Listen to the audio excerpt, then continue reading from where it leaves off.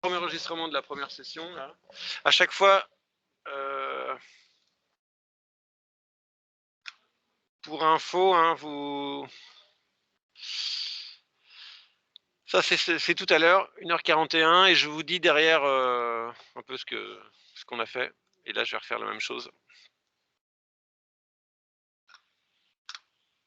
Pif. Alors, maintenant, on a un petit contrôleur. J'ai parenté Lika-Handle. Alors tout à l'heure, du coup, j'avais créé un rig group et puis j'ai reparenté mon contrôleur dans un groupe. Voilà, ben, je vais remettre tout ça dans le rig group. On va voir, on verra peut-être demain les hiérarchies complètes quand on commencera à avoir deux, trois autres trucs. Là, je vais juste, j'aimerais avoir du temps pour voir vos fichiers, s'il vous plaît. Donc, ce contrôleur-là, il a du sens pour manipuler le bras. On voit que la main... Alors, attendez, je vais faire la porte.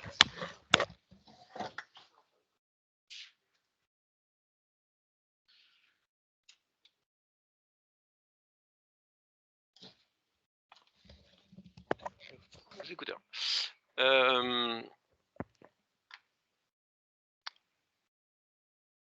Donc ce contrôleur-là, quand on le met à 0, il est en pose neutre, on va dire. Quand il le manipule en translation, comme il tire l'Ika-Handle, ça fait ce qu'il faut. Ça joue l'Ika. Quand on le manipule en rotation, ça triture un peu l'Ika, donc ça fait 2-3 trucs, mais oh, c'est pas si mal. Mais s'il vous plaît, là-bas, s'il vous plaît. Je fais un bruit de fond, là, je suis obligé de crier. Ce que j'aimerais, en fait, c'est comme l'Ika-Handle a des paramètres de twist, par exemple les Dikablen, dont on se sert, j'aimerais en fait que le contrôleur, qu'on n'ait pas à aller chercher ces paramètres-là sur l'IK, donc que le contrôleur les ait aussi. J'aimerais aussi que la rotation fasse bouger la main, en fait, par exemple. C'est une option intéressante. Et puis voilà, donc bah, la rotation qui fait bouger la main, ça peut être directement. Alors quelquefois on a des IK-Handle. Alors maintenant que les IK-FK ça a changé dans Maya 2022, j'avoue j'ai un doute sur la stratégie, il va falloir que je réfléchisse. Mais quelquefois on a juste un contrôleur qui est juste contrôleur d'IK, et puis après tu as les contrôleurs d'FK qui sont séparés. Et donc c'est vrai que sur l'IK-Handle, on ne met pas le contrôle de rotation de la main par exemple. Si on le voulait, cela dit, il s'agirait d'une contrainte oriente en fait, qui suffit. D'ailleurs, pourquoi les... auquel cas, j'ai un doute. Voilà, une contrainte de type oriente ici devrait suffire. Donc là, j'ai sélectionné le contrôleur et la main ensuite, et j'ai fait contrainte donc oriente. Et alors comme j'avais snappé en orientation l'un sur l'autre, normalement, j'ai eu un petit doute parce que j'ai remis à 0 tout à l'heure. Il ne devrait pas y avoir d'offset, mais je pense que je l'ai manipulé à la main à un mauvais moment. Elle devait avoir des valeurs... Bon, cela étant dit, là, dans cette position-là, le contrôleur, en orientation, dans l'espace, il contrôle la main. Ce qui fait que par rapport à tout à l'heure, quand je bougeais le joint, la main la suit vraiment l'IK. Alors en général, encore une fois, on sépare le côté IK qui gère. Un IK, ça gère ce qu'il y a au-dessus dans la chaîne. Et là, on est plus sur un fonctionnement FK. Ce qui se passe souvent, c'est que la main, par exemple, je vous montrais qu'on peut être contraint à 2 objets en même temps et à la limite switcher de l'un vers l'autre en passant le poids de la contrainte vers l'un ou vers l'autre. Il y a des options, il y a des rigs dans lesquels il peut y avoir un paramètre ici sur le manipulateur IK qui dit que la main elle suit l'avant-bras ou elle suit le joint. Suivre l'avant-bras, ça reviendrait en fait à avoir ce comportement-là où la main est tout le temps dans le prolongement de l'avant-bras. C'est-à-dire que donc sa contrainte est à 0, ou alors elle suit l'orientation du contrôleur, auquel cas sa contrainte est à 1. Et là, elle est comme, voilà, c'est comme si quelqu'un tenait vraiment la main et forçait l'orientation. Je mets ça de côté pour l'instant parce que le contrôle de ça, ça demande un driven key, c'est une contrainte d'un plus haut niveau que j'aimerais garder pour un peu plus tard. Ce que j'aimerais faire, mais on se dit en fait, c'est une feature qu'on pourrait aimer avoir.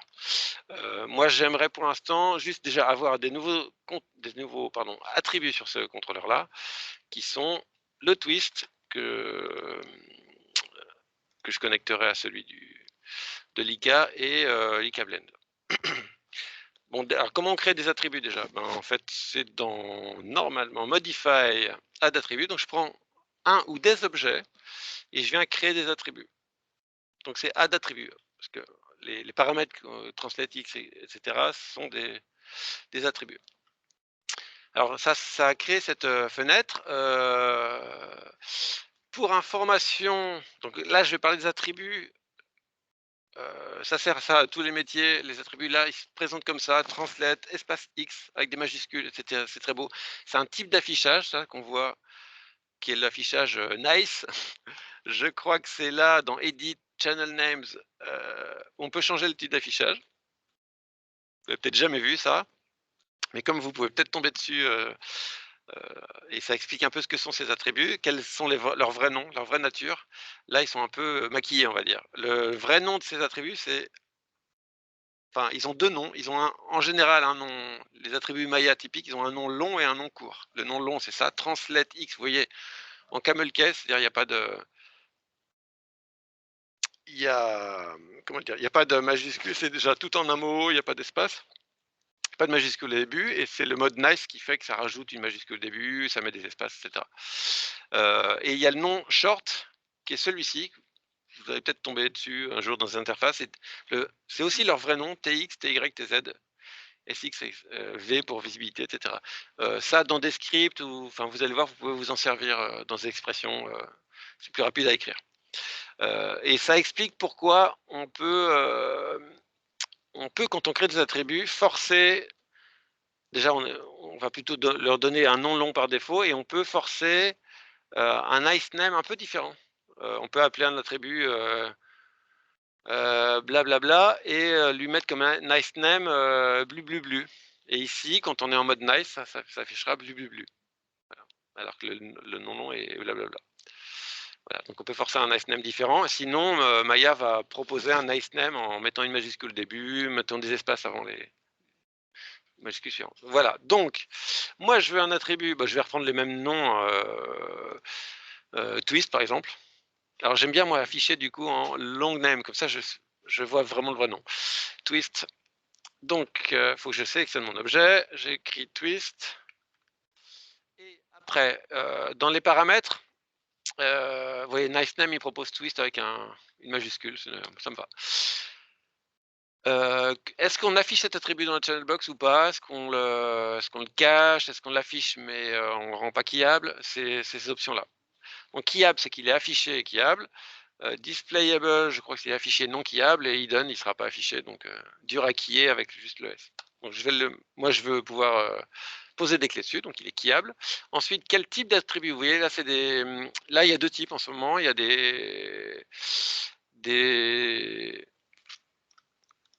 comment dire, des sortes des entiers. On peut rentrer des valeurs avec des virgules. Donc c'est ce que Maya appelle des virgules flottantes, des chiffres à virgule flottante, d'où le terme float. Voilà. En gros, dès qu'on veut rentrer une valeur chiffrée, c'est un float. Si c'était des valeurs des entiers 1, 2, 3, 4, moins 1, moins 2, moins 3, ça peut arriver, ça serait des integers. Okay. Moi, le twist, alors quand vous allez connecter des choses ensemble, il faut aller regarder ce que c'est comme valeur. Là, en l'occurrence, vous voyez, il y a de la décimale, donc c'est du float. C'est pour ça que c'est important de savoir. Ici, on a visibilité, par exemple, c'est 0 ou 1. Alors, je peux taper, enfin 0 ou 1 ou on ou off. Je ne sais pas si vous savez, mais vous pouvez taper yes aussi. Et no, ça fait off. Taper 0 ou 1, ça fait on-off. Bref. Ça, c'est un booléen, un attribut type booléen. Voilà. Il y a des attributs, en fait, les translate, rotate et scale sont des attributs de type vecteur, qui fait que ça va venir avec du x, y, z. Vous allez appeler votre attribut Toto et ça va créer en fait Toto x, Toto y, Toto z, avec l'avantage que dans le graph editor, quand vous allez sauver des clés, elles vont apparaître en rouge, vert, bleu aussi. Ça, c'est des attributs de type vecteur. Donc on a fait tout le tour, booléen. Il reste string, c'est juste une chaîne de caractères en fait. Et ça, c'est pas affichable dans la channelbox. Donc ça sera forcément il donne à mon sens, je pense. Et puis énumération, c'est en fait, vous savez, c'est des boîtes à options. Alors on a ça quelquefois. Leakhandle, il y a ça. Il n'y a pas ça, j'en vois pas. Mais ça peut être des boîtes à options. Dans le fond, ça change les valeurs en 0, 1, 2, 3. Énumération. Et les énumérations, bah, en fait, dans les options, je vais faire un exemple en fait. Enum exemple, je vais créer un attribut de type. Ah, ça perd exemple. Et je vais remplacer green, blue par ce que je veux. Donc en fait, je viens dessus, je renomme premier choix. Je peux me voilà, deuxième choix.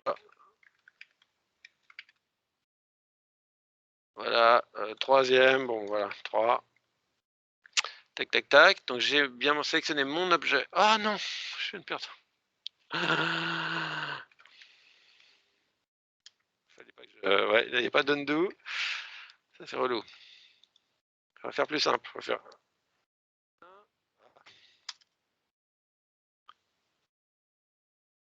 1, 2, 3. Allez. Ok, add, voilà, bim. Une énumération, c'est ça en fait. Ça me.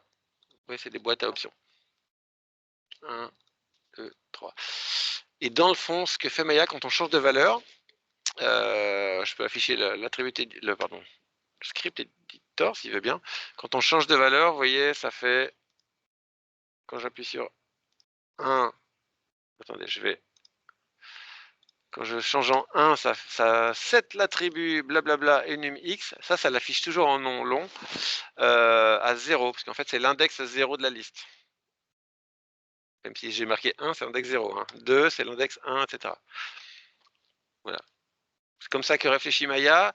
Je vous le montre parce que si vous voulez connecter des attributs ensemble qui ont du sens en termes de valeur, pour faire des multiplications, bon, je sais pas, il y a plein de procédés un peu mécaniques en rig ou en shading. Tout ça sert aussi en shading. Faut faire attention à ça. Les énumérations ou les boîtes à options comme ça sont des entiers. Mais c'est pas ça que je vais faire. Alors d'ailleurs, bon exemple de j'ai un attribut fait maison, je veux l'enlever. Qu'est-ce que je fais? Je peux le sélectionner et faire delete attribute. Voilà. Sachant que je peux pas faire ça d'un attribut normalement qui est venu avec le nœud lui-même. Ces attributs qu'on normalement je peux pas détruire. Il va me faire une erreur. Voilà, il peut pas. Il me dit rien. Il fait pas vraiment. Il n'écrit pas d'erreur. Si, il me fait une erreur. C'est un static attribute, on ne peut pas les détruire. Voilà. Par contre, tout ce que je fais maison là, donc moi je voulais faire donc twist de type float. On peut lui dire tout de suite un minimum maximum si on veut, mais on n'est pas obligé. On peut le changer plus tard aussi. Je vais le faire, tiens, je vais faire alors, typiquement moins 30, 30, c'est un peu ridicule, et puis la valeur par défaut. Mais la valeur par défaut peut être 10 par exemple. Bon. C'est un peu, je ne vais pas faire 10, je vais mettre 0.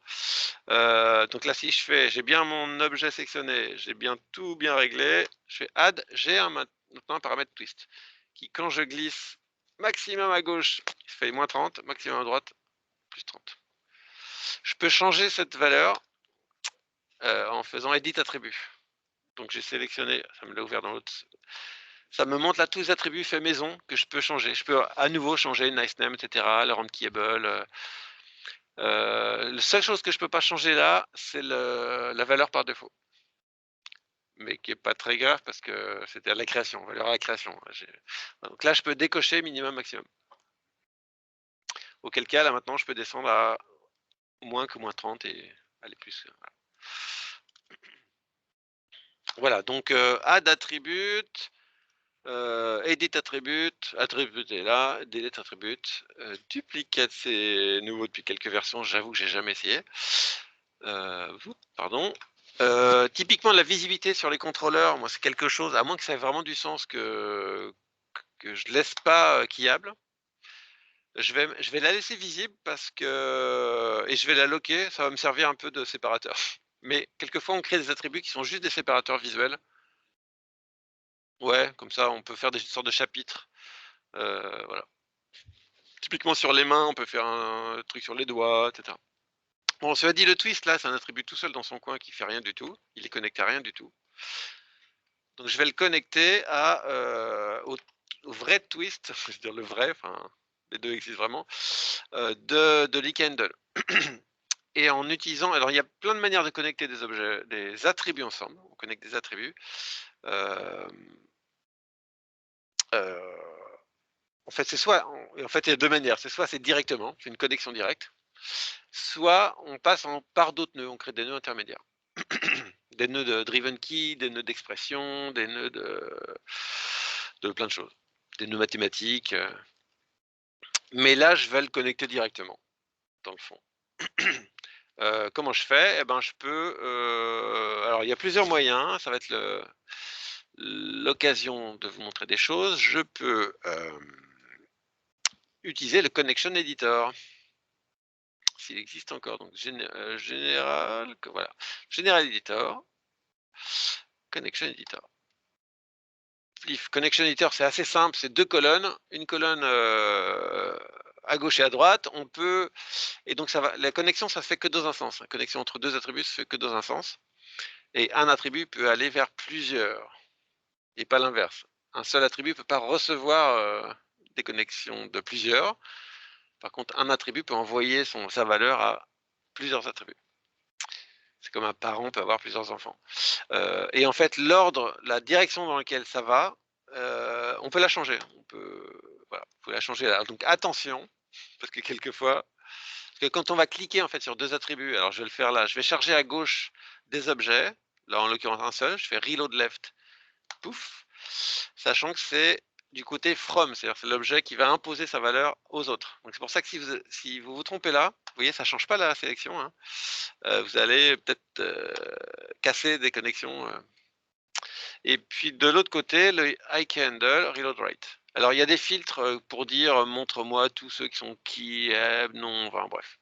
Donc parce que c'est vrai qu'il y a du monde hein, quand même. Dans tous les attributs, la channel box, je vous le rappelle, c'est un petit filtre. Bon, cela dit, normalement, donc à gauche là, c'est mon contrôleur, nouveau contrôleur.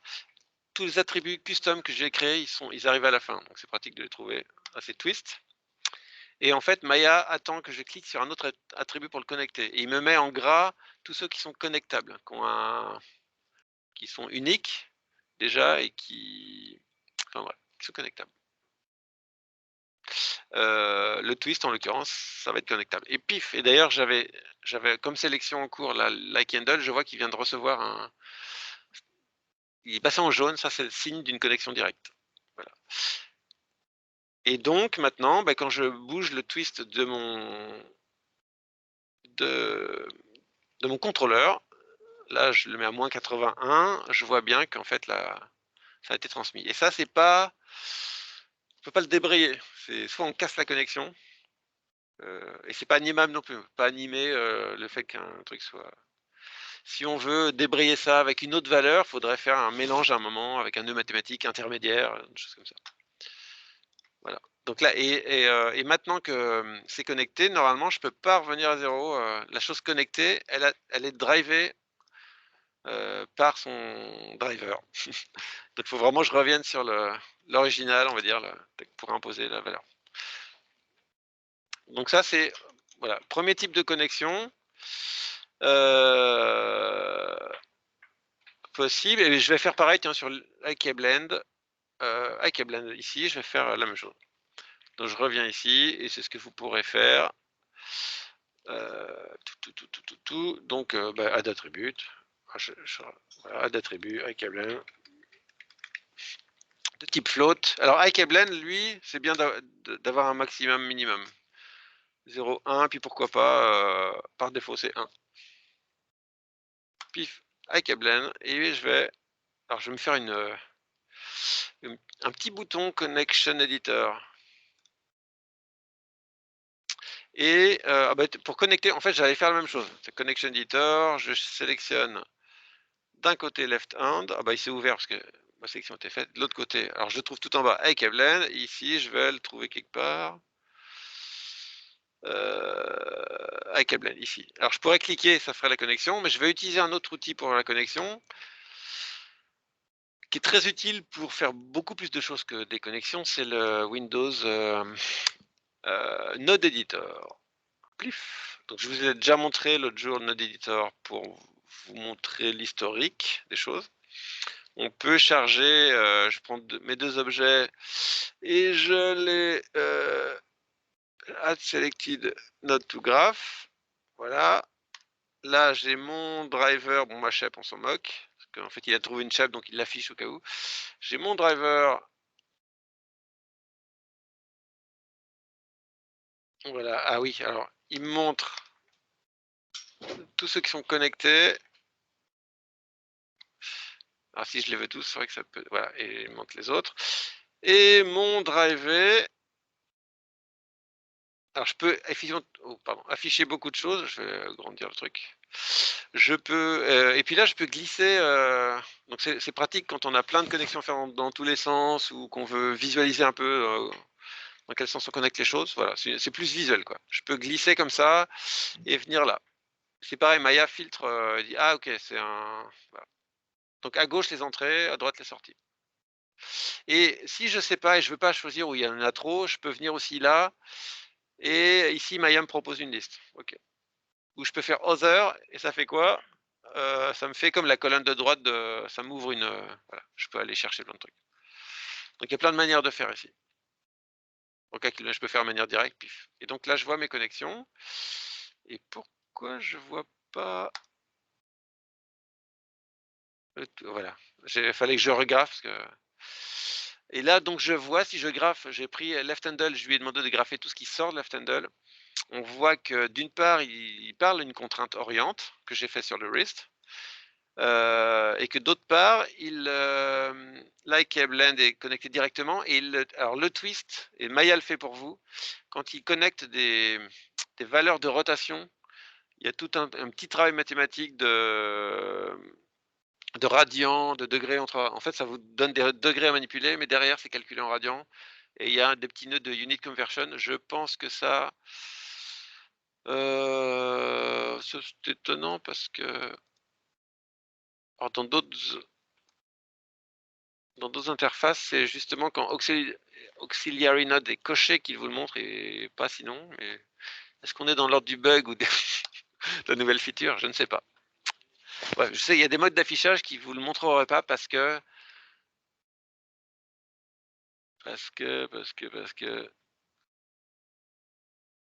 Ouais, pourtant Unit Conversion, ça fait partie des types de nœuds qui ne devraient pas montrer.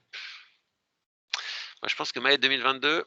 Alors en général, on dit, c'est complètement une sens, pas du tout rationnel, qu'une version sur deux de Maya est instable. Il faut attendre la suivante. Et là, ils ont sauté. 2020 était OK. Donc la 2021 aurait dû être instable. Or, elle n'a pas été faite. Ils sont passés directement à 2022. Et c'est celle qu'on a. Il est possible que les quelques problèmes que j'ai, ou que je ne connais pas bien à 2022, viennent aussi de là. Et bref, donc on a l'ICABlend, voilà, que je peux désactiver d'ici, réactiver d'ici, le twist, voilà. Et puis, je vais finir là-dessus, faire un petit intro sur le driven key. Je vous avais montré donc tout à l'heure, j'avais contraint en oriente ma main à mon contrôleur.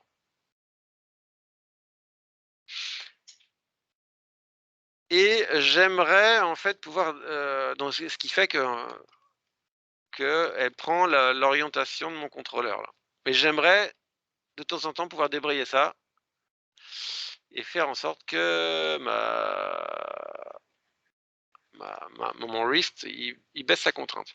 Alors, pour avoir plus de contrôle, je préfère toujours quand je désactive une contrainte comme ça, je préfère en activer une autre qui donne un contrôle très précis. Comme ça, je sais ce que ça fait plutôt que ça arrête de faire un truc et dans le fond, après je laisse Maya faire ce qu'il veut. Donc je préfère quand je veux faire un mécanisme dans lequel je désactive une contrainte, c'est toujours dans un but et le but, je peux le représenter par une autre contrainte que je vais activer. C'est-à-dire que je vais passer à 0 celle-ci, mais je vais passer à 1 une autre. Une autre qui dira quoi? Qui dira que ça va se contraindre en suivant un truc qui est tout le temps dans le prolongement du poignet, voilà. Donc je reviens en pose neutre, hein. Donc dans un premier temps, mon wrist, je vais le contraindre aussi à quelque chose qui reste dans le prolongement du poignet. Bah, en gros, quelque chose qui est exactement comme wrist. Donc d'ailleurs, je vais dupliquer wrist. Je vire d'ailleurs tout ce que, je vais l'appeler CNS pour constraint et je vais le mettre,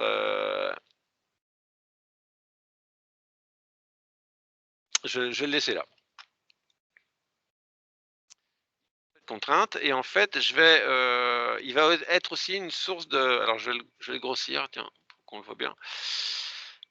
Il va être aussi une source de contrainte du petit wrist, hein, qui est là.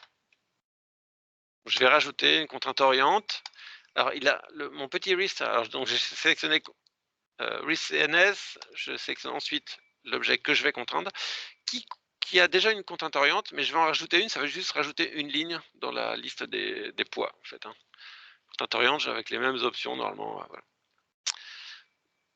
Donc en ce moment, mon objet, il est contraint à mon wrist, il est contraint à 2 choses. Il est contraint à quelque chose qui reste dans le prolongement du poignet, qui est là, et il est contraint à ça. Et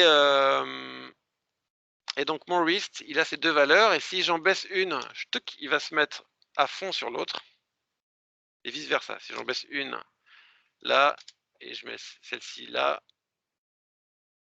Et en fait, c'est ce passage là, comme ça je maîtrise, quand je fais ça, je maîtrise les vases communicants. Je sais où ça va. C'est un peu comme le skinning, il vaut mieux maîtriser vers où vont les poids, quoi. Et donc je vais faire j'ai 2 paramètres à manipuler et j'aimerais le contrôler depuis un seul driver, un driver qui dit, follow arm, par exemple. Et follow arm, quand il est à 1, la logique des follow ou la logique des noms des attributs qu'on se donne, c'est quand il est à 1, ils sont activés, quand ils sont à 0, ils sont désactivés. Donc quand il est à 1, bah, il sera comme ça, c'est-à-dire quand il est à 1, on va se dire, je me donne une règle, hein, bah, ça sera le poids à 0 left hand, enfin à mon contrôleur, et à poids à 1 wrist. Okay. Et vice versa, quand il sera à 0, ça sera l'inverse. Donc en gros, j'ai un driver qui va devoir driver plusieurs paramètres. Et ça, typiquement, je ne peux pas le faire en connexion directe, parce qu'une connexion directe, ça va imposer la même valeur aux deux. Donc ça sera à 1 les 2 ou à 0 les 2, on est d'accord. Donc il faut que je passe par d'autres nœuds qui vont faire cette bidouille. Typiquement, là, le plus adapté, bah, ça sera soit une expression. Un nœud d'expression, c'est un nœud dans lequel on tape une expression mathématique et on peut vraiment taper, là, c'est quasiment du script. On peut lui faire plein de choses, même des choses pas bien et on pourrait lui dire, bah, si on pourrait lui mettre une expression avec une condition. Si tu es, enfin, ça serait plutôt du 1 moins, left hand, il y en a un qui prendra exactement la même valeur et l'autre qui prendra la valeur de 1 moins x, quoi. Bref, on peut faire des expressions mathématiques, vu que c'est purement mathématique, on peut le créer il y a des nœuds mathématiques dans Maya, un nœud plus, un nœud moins, un nœud multiplié, donc on peut recomposer comme ça. Mais ici, je vais vous montrer le driven key qui est le plus rapide, qui permet de pas se prendre la tête et voire même en fait, ça passe par des courbes d'animation. Donc, pour faire un driven key, qui permet, alors il faut que je dise une chose, c'est que le driven key, on le verra avec les doigts, je vous montrerai ça avec les doigts plus tard. Le driven key permet qu'un manipulateur drive plusieurs, ou alors l'inverse, que plusieurs drive un seul. Et en fait, les deux entrecroisés. Donc. Donc je vais commencer par la fin, par les driven, les drivés. Je les sélectionne, mais peu importe. Et je lance Edit Set Driven Key. Je pense que c'est accessible aussi dans Relationship Editor ou dans Animation Editor. Je vais jamais le chercher là. Non, c'est pas ça. General Editor. Bon, si vous le trouvez, vous me direz. Moi, je passe toujours par là. Je fais Edit Set Driven Key. Je suis sûr qu'il est accessible par ailleurs. Si j'avais rien sélectionné, cette interface serait vide, mais je peux prendre mes drivers. Alors, je prends donc c'est l'Orient Constraint. Enfin, voilà. Et je la load driven, et puis le driver, ou les drivers, load driver. Je peux en sélectionner plusieurs. Et là, la logique, c'est je mets une valeur. Alors, je sélectionne c'est que je vais poser des clés d'animation, en fait, sauf que ce qui drive l'anime, c'est pas le temps, ça va être mon driver. Donc, d'abord, je sélectionne l'équivalent de mon temps, et c'est IKBlend. Donc, il faut le faire dans l'ordre, en gros, de haut en bas. IKBlend. Ensuite, les driven, ça sera. Vous voyez, quand je clique, là, ça change la section. Dans le driven, ah zut, alors du coup, dans les driven, les deux paramètres, c'est important que c'est les deux en même temps. Et je vérifie que c'est les bonnes valeurs. Attendez, IKBlend. Ah ben non, j'ai pas. C'est pas IKBlend, j'ai pas créé l'attribut. N'importe quoi. Donc je vais faire j'ajoute mon attribut déjà. Bon. Add attribut, ça sera follow wrist ou follow wrist, ou forearm, parce que wrist c'est un peu bête, c'est lui qui tourne. Follow forearm. Allez, donc suis l'avant-bras. Float entre 0 et 1, parce que je veux que ça soit souple, qu'on puisse passer de l'un à l'autre. C'est l'avantage du driven key, c'est qu'il y aura une courbe, et par défaut il follow ou pas, par défaut il follow. Allez, bim, donc il sera activé. Donc je fais voilà, donc là j'ai mon nouvel attribut sur le driver, donc je recharge le driver. Voilà, maintenant j'ai follow for arm, et il va bien contraindre les deux qui sont follow le wrist, c'est bien ça. Donc en resélectionnant, j'ai désactivé la sélection. Donc là j'ai bien tout ils sont bien réglés, et je fais key, pif, et je vois qu'ils subissent une valeur. Et maintenant je change, je reviens, je reprends en haut, je change la valeur. Check, comme j'ai mis un minimum 0, il suffit de glisser. Et en bas, je sélectionne en bas et je change aussi les valeurs telles que je veux. Voilà. Tout est bien sélectionné, je fais qui pif. Et voilà. Et normalement, j'ai fait mon driven key. Ça fait que quand je viens ici et que j'active 1, on le voit, hein, on voit, ça active les valeurs. Ça, c'est typique d'usage d'un driven key.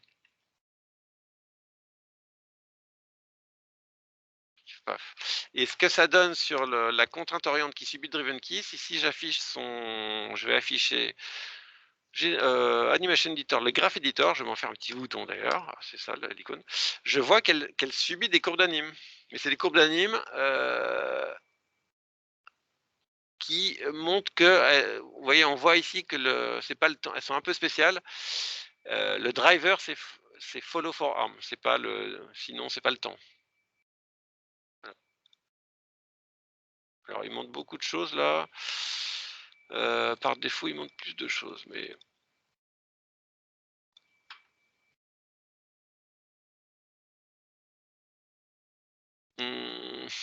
Fut un temps, alors ce que c'est l'objet maintenant d'une option quelque part, ça marquait ici l'abscisse, ça marquait que c'était pas le temps justement, mais un autre truc, ça marquait for arm. Voilà. Et donc on peut changer quand on n'est pas content du comportement dynamique de sa driven key, parce que par exemple on considère que on le verra sur les doigts, sur des rotations, que ça accélère un peu, que ça snap, on peut changer la forme des courbes. Quelquefois c'est juste dû au fait que on veut, par exemple là, le fait qu'il y ait un amorti au début, un amorti à la fin, ça n'a pas vraiment de sens pour ce genre de paramètres. Voilà, de base, moi je sélectionne tout et je le mettrai en linéaire, quoi. Parce que voilà. quand c'est purement des maths comme ça, voilà. Mais on peut changer les courbes, on peut peaufiner ces driven key en venant sur les courbes après coup. Il faut avoir conscience que c'est des courbes d'anime. Bon voilà, je remets en pause neutre, tout en pause neutre, et voilà. Et je vais sauver ça. On a fait un petit tour déjà, on a un premier rig avec des contrôleurs. Ce que j'appelle moi rapatrier des attributs, c'est ça. C'est des attributs qui étaient ailleurs, on les rapatrie, on les recrée ici, on les reconnecte. Quelquefois avec une sorte de couche intermédiaire comme les driven key. Voilà, je voulais juste vous montrer un petit truc, mais vous l'avez vu, c'est que dans Fichier, il y a le support du cours de l'année dernière, et j'avais laissé, enfin c'est Mathieu qui les a laissés, il y a des scripts parmi lesquels le skin pester donc, et wire control tool. Decanim, c'est un script intéressant aussi, je vais vous le montrer, juste Decanim et wire control, que j'ai pas loin. Alors c'est pas là, pardon. Ah, j'ai perdu mon... D'accord, super. Je les ai remis au fait dans le... là où j'ai mis les autres scripts, et je les ai remis ici. Alors je peux wire control leur glisser, en faire à nouveau, comme je l'ai fait pour d'autres. Pif. Paf. Et puis wire control tool. Je vais m'en faire une petite fenêtre. Allez, wire control, ça marche comme ça. Ça fait quoi? Ça ouvre ça, ça permet de créer des... Au lieu de se prendre le chou, mais c'est bien, fallait que je vous le montre, hein, de créer des courbes, vous pouvez créer les vôtres comme ça, de changer leur couleur, etc. Il y en a plein ici, il y a des prismes, voilà. Il y a plein d'autres outils qui sont comme ça. Celui-là n'est pas jeune, hein. D'ailleurs l'interface n'est pas top, mais il marche. Par exemple, les petites sphères, ça sert. Donc, typiquement pour des contrôleurs comme celui-ci qu'on doit voir dans tous les axes, et ça peut servir. Et on peut lui changer la couleur après coup. Il y en a plein, green, yellow, paf, voilà. Alors, quelquefois, leur nom, voilà, contrôleur 1, curve shape, leur nom est pas... Donc, de toute façon, renommez-les. Toto, voilà. Comme il n'y avait pas de nom associé, ça c'est un peu relou, hein. Moi, j'ai plein d'outils qui renomment et qui conforment, mais bon, voilà. C'est pas très grave, mais je trouve, voilà, le nom de la shape est pas cohérent souvent. C'est en ça que je leur touche ce truc. Voilà, il y a plein de, vous allez voir, il y a plein des flat shapes. Alors, je vais utiliser ça pour la suite, des triangles, des angles, voilà, beaucoup de choses. Ouais.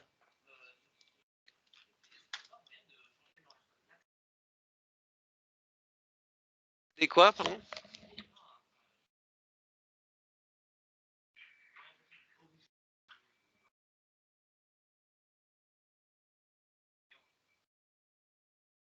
L'orientation d'une cœur.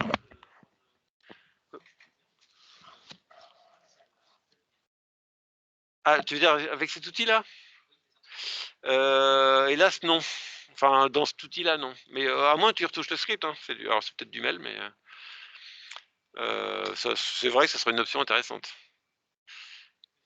En général, j'attends de le positionner, et après, ce que je fais, moi, c'est que... Je vais donner... C'est que la forme d'HF, je le positionne bien pour qu'il prenne les axes, et après, la forme qu'il a, je le rotate, quoi, et j'utilise le rotate, le snap, là. Tac, tac, tac, tac, tac. Donc je sais qu'il va... je le refais après coup. Ouais, mais tu sais pas, en fait. Moi, je comprends, hein, parce que tu as des usages, mais dans le fond... ouais. Voilà. Une des méthodes, sauf à rajouter une petite option dans l'interface, c'est de s'en faire un bien, et puis après... Alors, en fait, ce que je fais, moi, c'est que j'ai des outils qui... Je m'en fais un bien, et j'ai des outils qui transfèrent les shapes, quoi. Voilà, je repositionne bien, je lui donne la bonne taille, la bonne couleur, je renomme bien les shapes, et après j'ai des outils qui se transfèrent. Donc vaut mieux des outils comme ça, toi, qui sont autonomes, parce que quelle que soit la shape, d'où qu'elle vienne, ça marche, ces outils-là, ils fonctionnent, ils sont pratiques. Et donc du coup, je peux faire avec le défaut d'un outil temporairement. Je comprends, ouais, en tout cas, là, je connais pas d'option là-dessus. Bon, il y a plein de prises, et cetera. L'autre truc, c'est DKAnime. Alors, je vous parlais de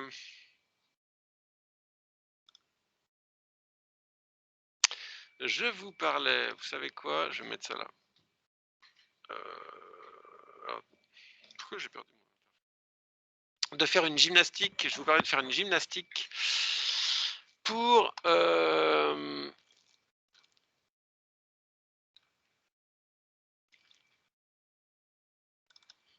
je cherche.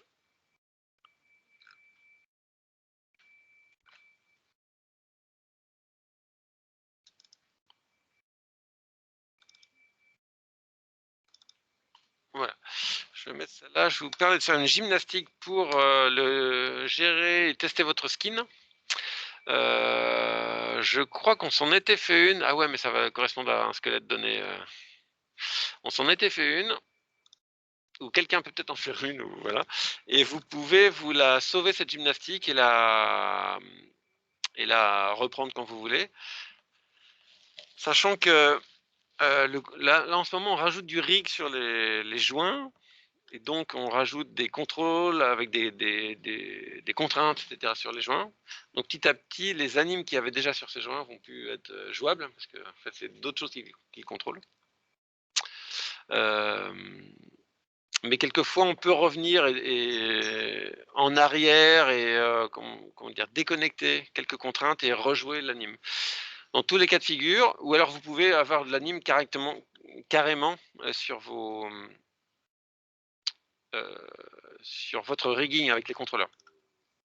Et comment on fait pour le sauver et l'exporter, etc. Il y a des outils, on peut avec Maya exporter de l'anime, mais alors ça a peut-être évolué encore. Quand on exporte quelque chose, on peut choisir Maya Move. Alors c'est peut-être l'objet d'un plugin qu'il faut que c'est peut-être le Move là. Quoique j'ai un doute. Il y a des plugins d'export d'anime. C'est peut-être Anime Export. Pendant un temps, il y avait donc les plugins, c'est dans Settings Préférences, Plugin Manager. Il y avait vraiment un plugin d'Anime voilà, Anime Export Import. Voilà, tac. Anime Export Import, ça permet de sauver des animes en format Maya. Donc si vous avez des animations, par exemple, sur des objets, vous sélectionnez ces objets, faites Export Sélection. Et là, il devrait y avoir Anime Export. Voilà. Bon, il y a certaines options, Start Time, End Time. Voilà, c'est un format Maya. Il y a plein d'autres. En fait, il est assez peu utilisé parce que les gens utilisent des banques d'animes. Il y a par exemple Studio Librairie, où j'allais vous montrer DKAnime, qui est un grand standard aussi, qui est un peu frustre, mais c'est sa qualité d'ailleurs.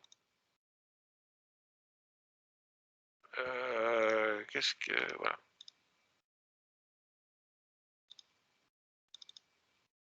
Donc DKAnime, c'est pareil, je peux glisser et taper ici DKAnime.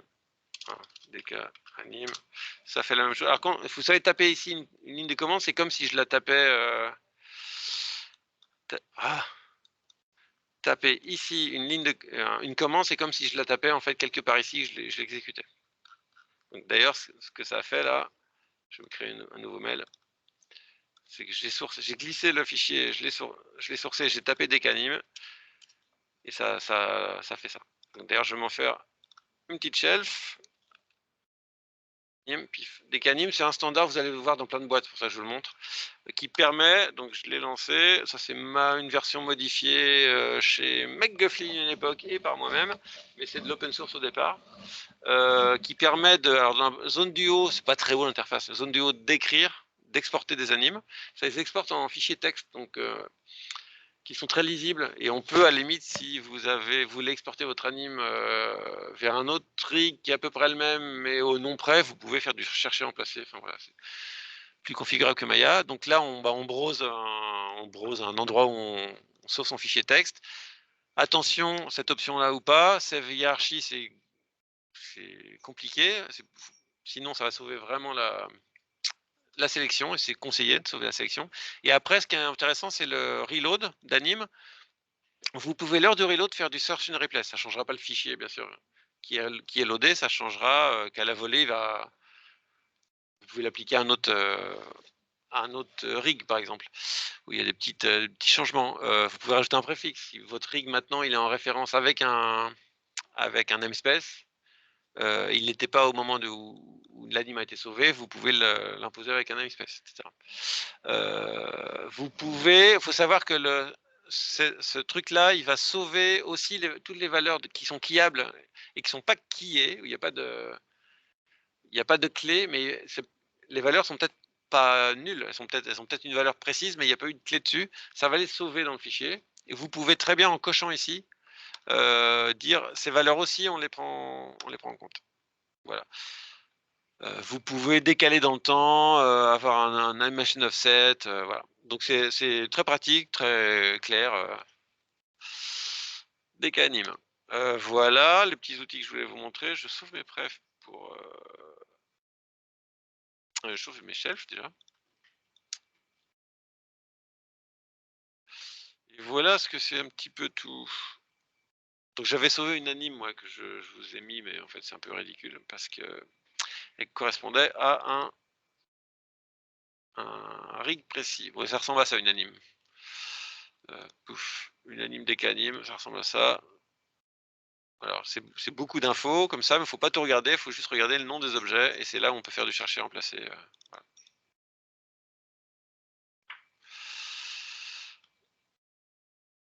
Pif.